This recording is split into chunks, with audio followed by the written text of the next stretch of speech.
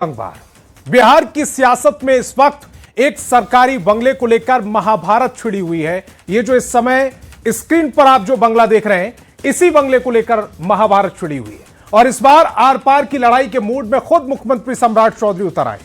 मुजफ्फरपुर की धरती से सम्राट चौधरी ने बिना नाम लिए दो टूक शब्दों में कहा है कि सरकारी आवास तो खाली करना पड़ेगा, कोई माई का लाल इसे खाली होने से रोक नहीं सकता। उन्होंने तंज कसते हुए यहां तक कह दिया है कि कुछ लोगों को लगता है कि सरकारी घर ही उनका अपना घर है। मां को अलग बंगला चाहिए, बेटे को अलग और बेटी को अलग। यह व्यवस्था बिहार में नहीं चलेगी। वहीं दूसरी तरफ पूर्व मुख्यमंत्री राबड़ी देवी भी जिद पर अड़ गई हैं कि सरकारी बंगला किसी कीमत पर खाली नहीं करेंगे, चाहे तो आप फोर्स बुला लीजिए।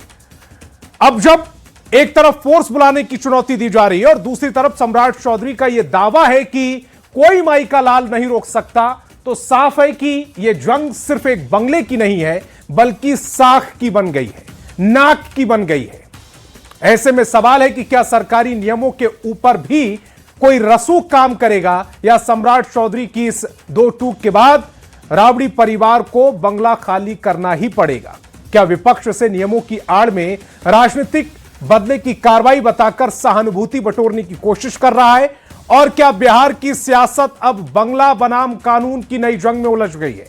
आज इन्हीं सवालों पर करेंगे सबसे बड़ी बहस। सबसे पहले एक रिपोर्ट दिखाते हैं। यहां किसी का बपौती नहीं हो सकता। ये राजतंत्र थोड़ा है कि आपको जो घर मिला उसी घर में रहेंगे। पक्का खाली होगा, धरती पे कोई रोक नहीं सकता है, ये ध्यान रखिएगा। कोई माई का लाल इसको रोक नहीं सकता है, घर तो खाली करना ही पड़ेगा।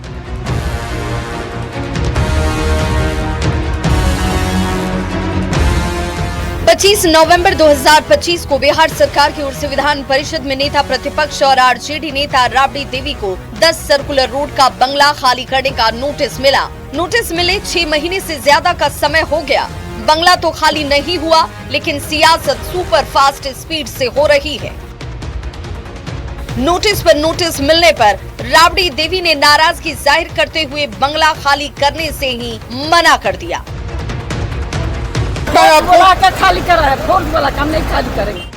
फिर आरजेडी की ओर से प्रेस कॉन्फ्रेंस करके सरकार पर निशाने साधे गए।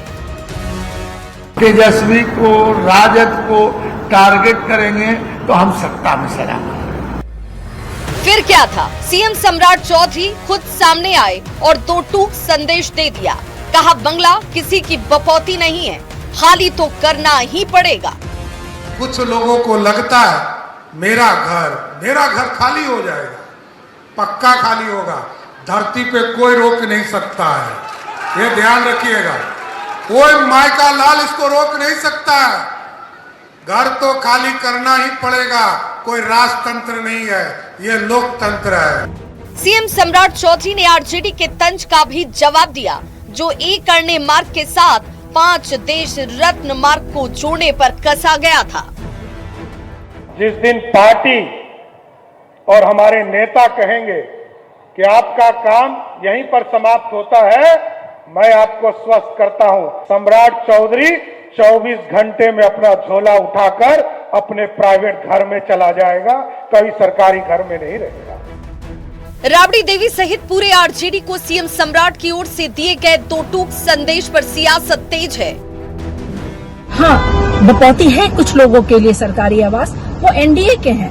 नीतीश कुमार जी, इनकी मकान आप खाली कराए ना, नितिन नवीन जी की खाली कराए ना। एक और आरजेडी ने सीएम सम्राट के बयान पर पलटवार किया, तो दूसरी ओर जेडीयू के नेता आरजेडी पर तंज कस रहे हैं।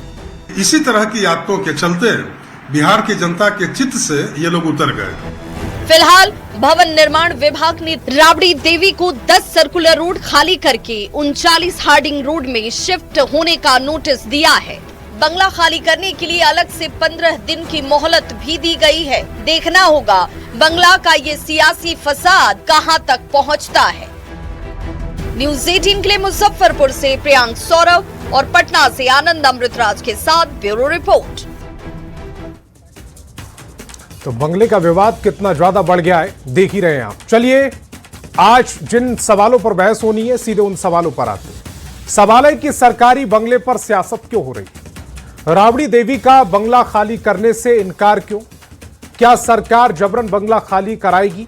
जैसा कि मुख्यमंत्री का स्टेटमेंट आया है कि कोई भी माई का लाल हो बंगला खाली करना पड़ेगा, तो क्या जबरन यह बंगला खाली कराया जाएगा? 10 सर्कुलर रोड से राबड़ी को इतना मोह क्यों है? बंगला क्यों नहीं खाली कर देते? सरकारी बंगला है। और सवाल यह भी पूछेंगे कि क्या सरकारी बंगला अब नाक की लड़ाई बन गया है? तो चलिए मेहमान